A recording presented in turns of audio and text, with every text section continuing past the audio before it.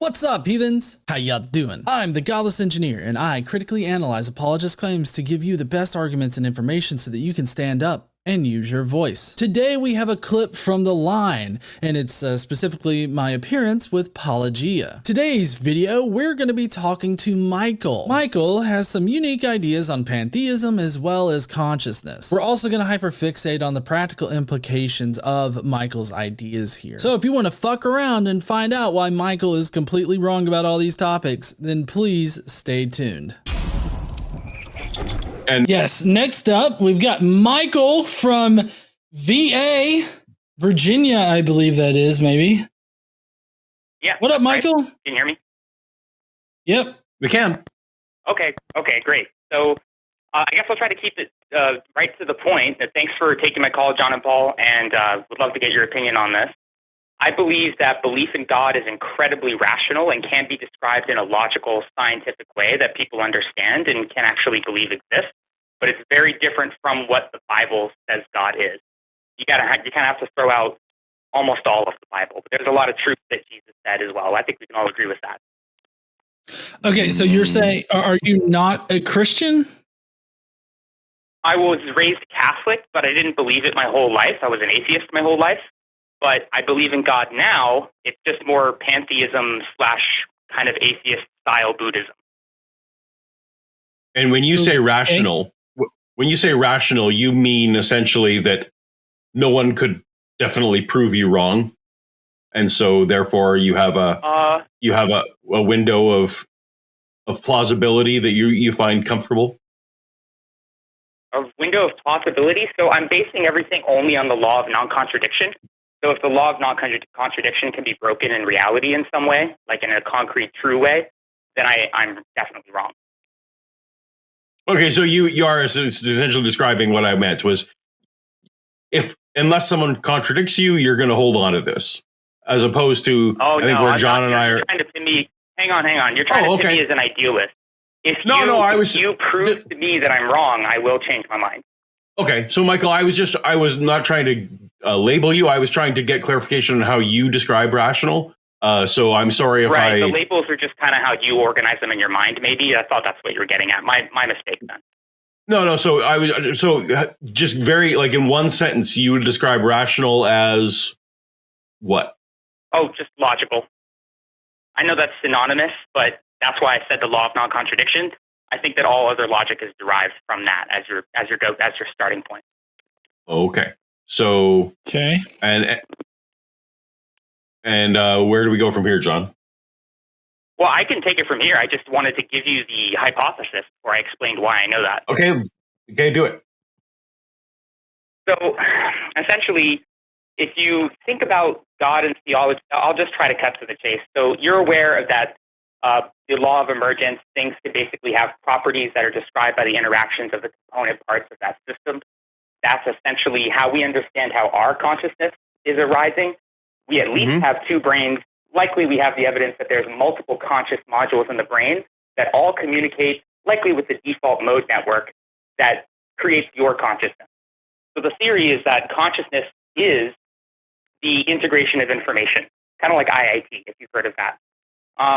And the whole thing that's happening is that we start with just random quantum fields that interact in every way possible because there's no time for quantum fields. And then that creates logic and structure and causality in the only way that can actually happen at all, by collapsing all those possibilities to the one possibility, which is the universe, which is why there is a plan, there is a God. It is the mind of the world, and by extension, the universe, probably through quantum entanglement stuff. And how did you rule? So you're by rational, you're saying this should be an option on the table, right? Yeah, I think that this is the inevitable conclusion that everyone is coming to all over the place, all over the world throughout time. Yeah. Obviously not everyone, right? Because not everyone's even thinking about this. Inevitably, I mean, in the future, everyone will, I think, will understand this. Okay, but you know that you can't know that.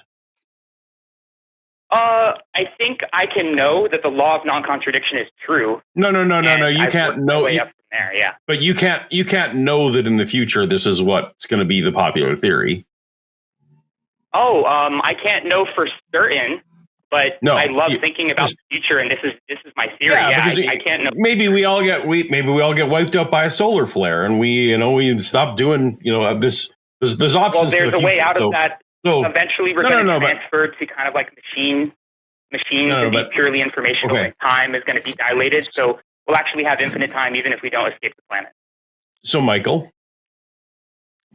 you put forth that your God idea is an option on the table, that it hasn't been specifically contradicted, therefore you're rational holding it. Is that what you want us to agree to at this point?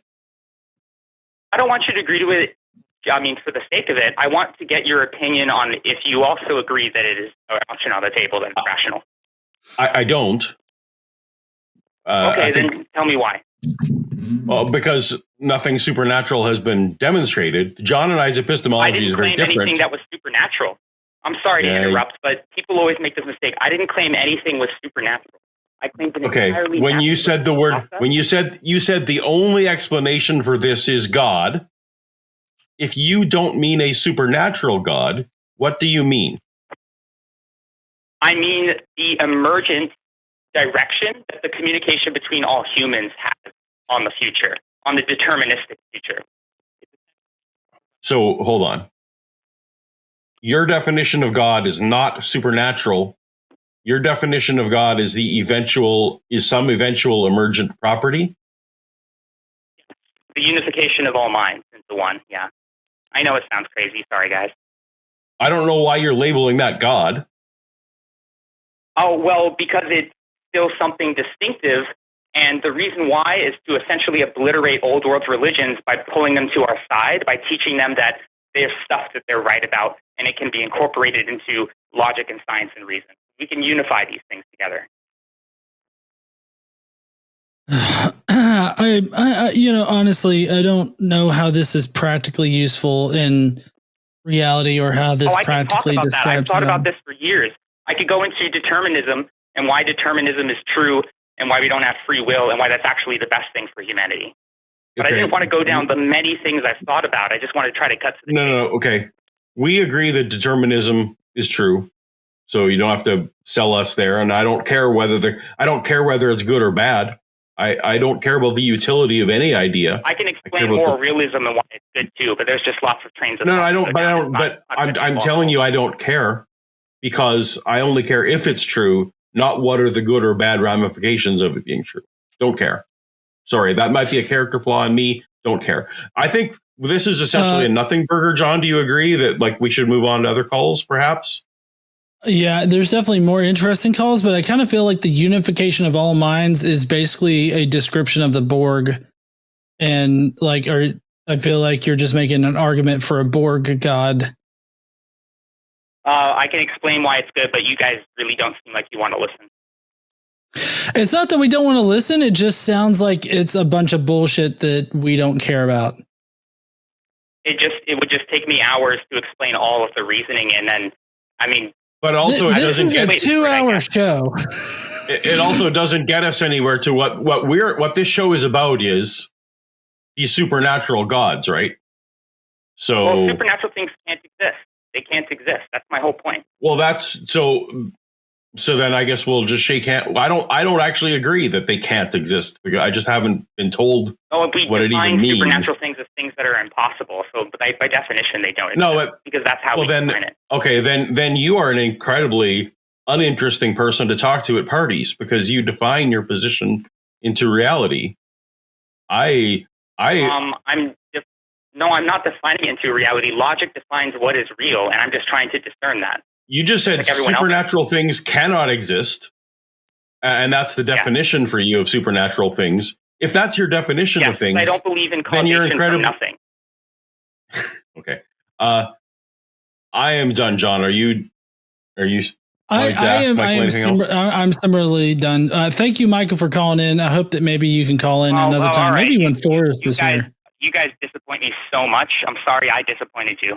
I really don't give a fuck whether or not I disappoint a random person on the internet number 4,332,000. We should want to talk about what he wants to talk about, John. That's the way that works. We all should care about what Michael reality wanted to talk revolves about. around Michael, guys. We're all constructs in Michael's mind here, and we all need to surf Michael, the great Michael. Oh, well, heathens, that was an interesting call there. Let me know what you think about any of the ideas that we brought up during the call. Most notably, like the pantheism and consciousness sort of topic. Also, the definition of a god. I'd love to hear what you guys think down below. And while you're down there, why don't you smash that like button and subscribe if you like this kind of content. And as always, heathens, don't forget to stand up and use your voice. Bye, heathens.